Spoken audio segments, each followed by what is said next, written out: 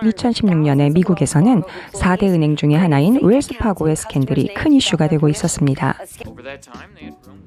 웰스파고, 미국에서는 뱅크 오브 아메리카, JP모건 체이스, 시티은행과 더불어 4대 상업은행 중 하나입니다. 캘리포니아의 금광개발로 사람과 자본이 몰려들자 1852년 아메리칸 익스프레스의 설립자인 헨리 웰스와 윌리엄 파고가 금융회사를 설립하고 서비스를 제공한 것이 시초가 되었습니다. 웰스 파고는 한때 전 세계 금융회사들의 롤모델이었습니다. 한 고객에게 최대한 많은 상품을 판매하는 일명 교차 판매로 높은 성장을 이루어냈기 때문입니다. 예를 들면 고객 한 사람에게 예금계좌, 대출계좌, 신용카드, 주택담보대출, 연금저축 등을 모두 가입하게 하는 것이었습니다. 그리고 이렇게 여러 개의 상품을 가입한 고객은 은행의 서비스가 마음에 들지 않아도 은행을 바꾸기가 쉽지 않았습니다. 웰스파고는 이것을 고객을 장기적으로 묶어두는 비즈니스 모델로서 아주 훌륭하다고 설명했습니다. 웰스파고는 교차 판매로 전 세계 실적 1위를 기록합니다. 워렌 버핏조차 웰스파고 경영진을 극찬하며 주식을 꾸준히 사들여 최대 주주가 되었습니다. 버핏은 웰스파고에 대해 성공적이며 자산이 견고한 회사이다, 통째로 사고 싶다고 말하기도 했습니다. 웰스파고는 뱅크 오브 아메리카나 시티은행을 앞질러 은행업계 1위를 차지하며 월가에서 인기를 누렸습니다. 특히 이러한 경영 전략을 성공적으로 이끈 웰스파고의 CEO 존 스텀프는 은행계 최고의 CEO로 뽑히며 선망의 대상이 되었습니다. 하지만 이런 허울 좋은 성장 뒤에는 직원들을 착취하고 고객을 기만하는 행위들로 가득했습니다. 직원들은 하루에 8개씩 상품을 판매하도록 강요받았고 아침 9시, 오후 1시, 3시, 6시 하루 총 4차례에 걸쳐 실적 점검을 받았으며 개인 목표치를 채우지 못하면 징계를 받았다고 합니다.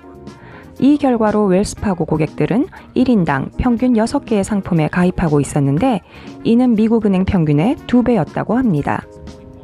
한편 미국의 다른 은행들은 일반적으로 전형적인 백인을 은행원으로 고용했지만 웰스파고는 다양한 인종의 직원을 고용함으로써 대외적으로는 인종차별을 하지 않는 모범적인 기업으로 평가받았습니다.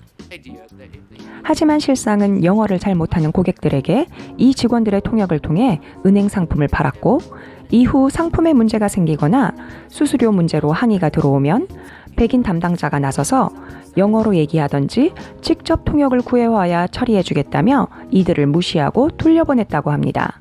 그리고 웰스파고는 이 다양한 인종의 직원들에게 최저임금을 지불하고 있었습니다. 이러한 웰스파고의 행태를 견디기 힘들어진 몇몇 직원들이 내부 고발을 하기 시작하며 그들의 민낯이 드러났습니다. 실적에 쫓기던 직원들은 한국의 주민등록 번호에 해당하는 고객의 사회보장 번호를 도용해서 허위 계좌를 만들고 체크카드를 발급하기 시작했습니다. 고객의 요청도 없었고 고객은 발급된 사실조차 모르는 계좌와 카드들이었습니다. 이렇게 명의를 도용해 만들어진 허위 계좌는 350만 개 이상이었고 허위 계좌를 통해 발급된 신용카드와 체크카드의 연회비 명목으로 40만 달러, 한국 돈으로 4억 4천만 원을 고객에게서 탈취했습니다. 조사 결과 매니저들이 직접 허위 계좌를 만들라고 지시했다는 증언까지 나왔습니다. 직원들이 윤리적인 문제를 제기하면 해고되었고 내부 고발자들도 해고되었습니다. 매니저급의 경우에는 문제를 제기하면 해고에 그치지 않고 금융계 전체의 재취업이 불가능하도록 막았다고 합니다. 직원들의 내부 고발에도 웰스파고는 경고했습니다. 막대한 자금력으로 최고의 로펌과 변호사를 선임하여 내부 고발을 묵살시켰습니다.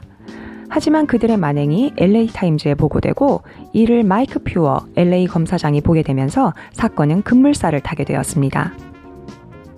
퓨어 검사장은 소비자 금융보호국에 접수된 웰스파고와 관련된 수많은 신고를 발견했는데요. 고객의 동의 없이 신용카드를 발급하고 미성년자의 저축계좌를 당좌계좌로 변경했으며 만들지도 않은 카드로 인해 추심을 당하고 이로 인해 신용등급이 강등되는 등 불법적인 내용이 쏟아져 나왔습니다. 웰스파고의 먹잇감은 영어를 거의 못하는 사람들과 대학생, 노인들에 집중되어 있었습니다. LA 검사장과 은행 감독기관 두 곳의 노력으로 웰스파고는 2016년 9월에 1억 8,500만 달러, 하나로 2,200억 원의 벌금을 내게 되었습니다. 하지만 이 금액은 대형은행에게는 껌값이나 다름없었는데요. 금융위기 때 뱅크 오브 아메리카가 166억 달러, 20조 원이 넘는 페널티를 낸 것과 비교해봐도 알 수 있습니다. 웰스파고는 이 일을 큰일로 생각하지 않았고 그저 일부 직원들의 잘못이라고 언론 플레이를 했습니다. 그리고 5,300여 명의 직원을 5년에 걸쳐 해고했습니다. 하지만 의회가 CEO 스텀프를 소환해서 청문회를 열었고 거기서 웰스파고의 교차 판매는 결국 주가를 올리기 위한 수단이라는 것이 밝혀졌습니다. 주가가 30달러 오르며 웰스파고의 시가총액은 2배로 늘었고 스텀프 개인적으로도 2천억 원의 시세 차익이 발생했음이 드러났습니다. 스텀프는 청문회에서 잘못을 인정했고 성과 연봉제를 폐지하겠다고 공표했습니다.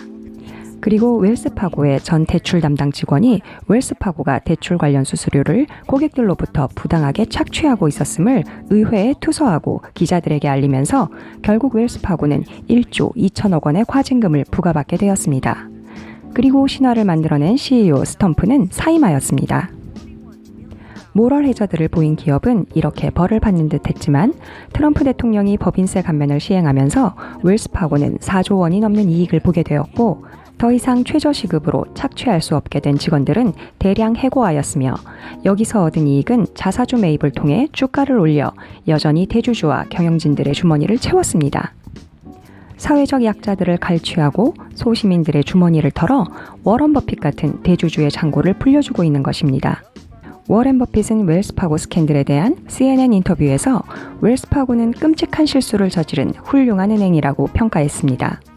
버핏은 정말 이 일을 실수라고 생각하는 걸까요?